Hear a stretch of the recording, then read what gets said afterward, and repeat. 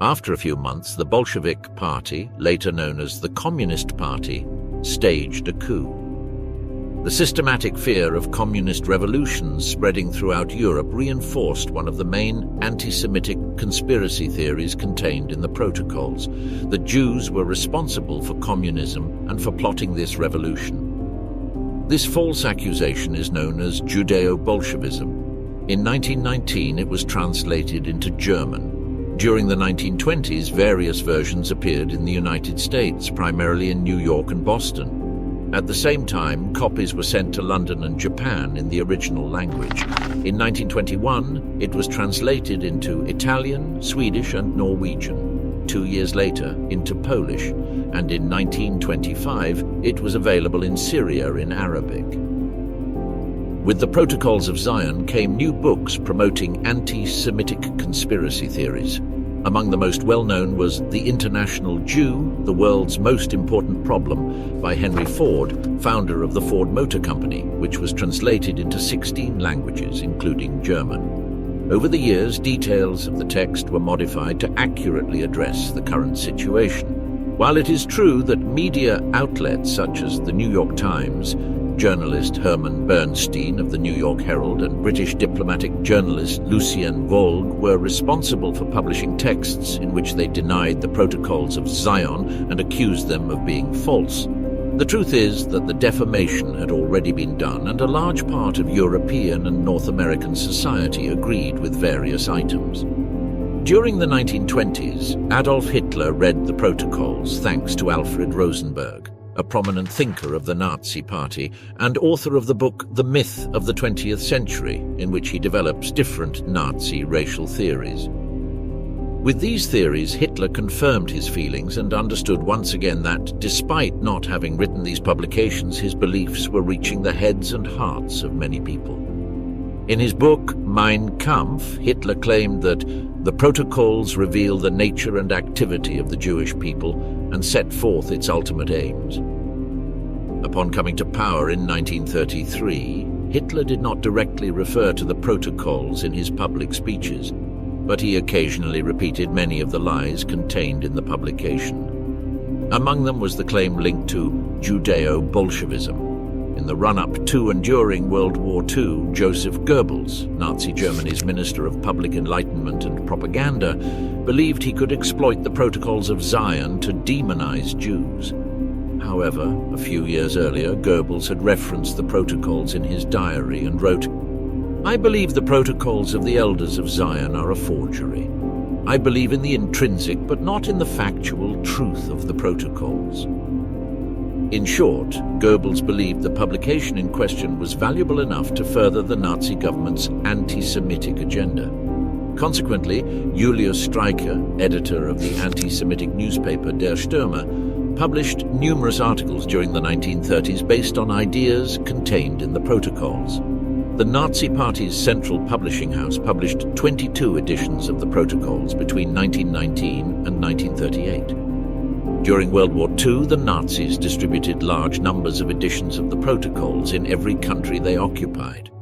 Even after the murder of millions of Jews as part of the final solution, German authorities published editions in Russian, Ukrainian, and Belarusian in 1943. They also did so in France, Belgium, and Poland.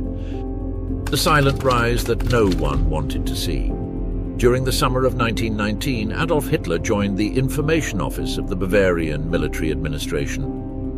There, he gathered information on political parties in Munich and provided anti-communist political education to the troops. At the same time, he attended a course in anti-communist propaganda. There, he spent long hours listening to various lectures on history and politics that profoundly influenced his thinking.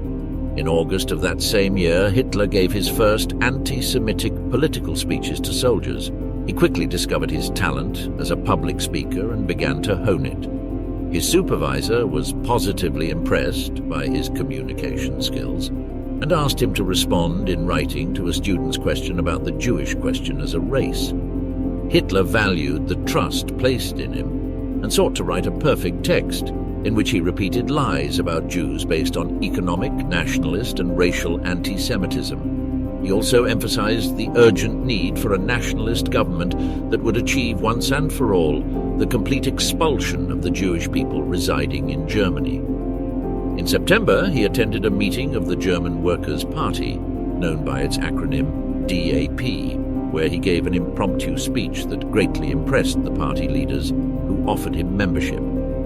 Hitler accepted, and on October 16, 1919, he gave his first official speech in a beer hall. His oratorical skills led him to rise rapidly within the DAP, collaborating constantly with the leaders to draft the party's political program, which Hitler announced at a large public rally on February 24, 1920, at the Hofbräuhaus in Munich.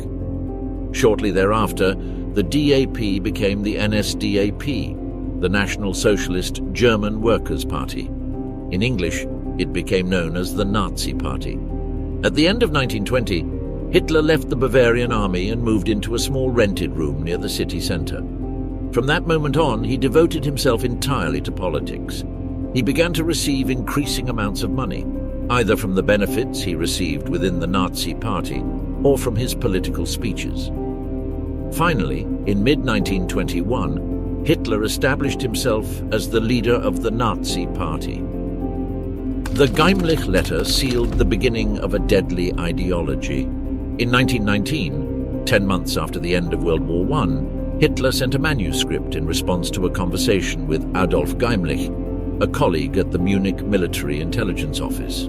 Geimlich's responsibilities included creating propaganda for the German military, giving it the nickname the Geimlich letter, Mass.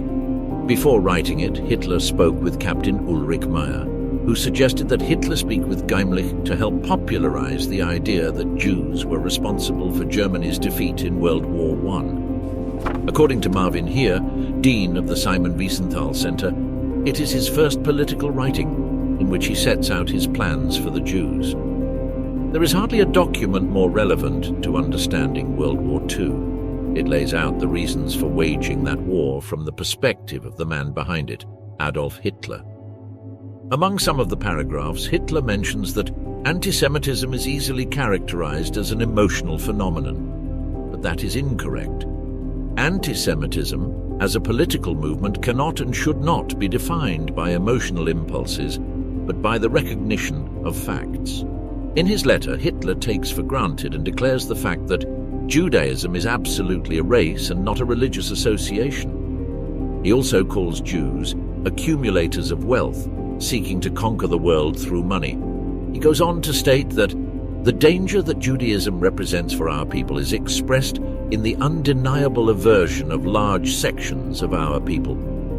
The cause of this aversion arises primarily from personal contact and the personal impression left by Jews as individuals, which is almost always unfavorable. Furthermore, with profound manifest hatred, he adds, "Every man pursues a greater goal, be it religion, socialism, democracy. For Jews, these are only a means to an end, a way to satisfy their desire for gold and domination. Anti-Semitism fueled by purely emotional motives will always find expression in the form of pogroms, that is, violent attacks on Jews." He continues, "But anti-Semitism based on reason must lead to combat and the systematic suspension of Jewish privileges. Its ultimate goal, however, should be the uncompromising elimination of Jews as such." He emphasizes that if a powerful government were to govern the German Empire, the Jewish threat could be managed by denying their rights, but that its ultimate goal must be the unswerving removal of all Jews.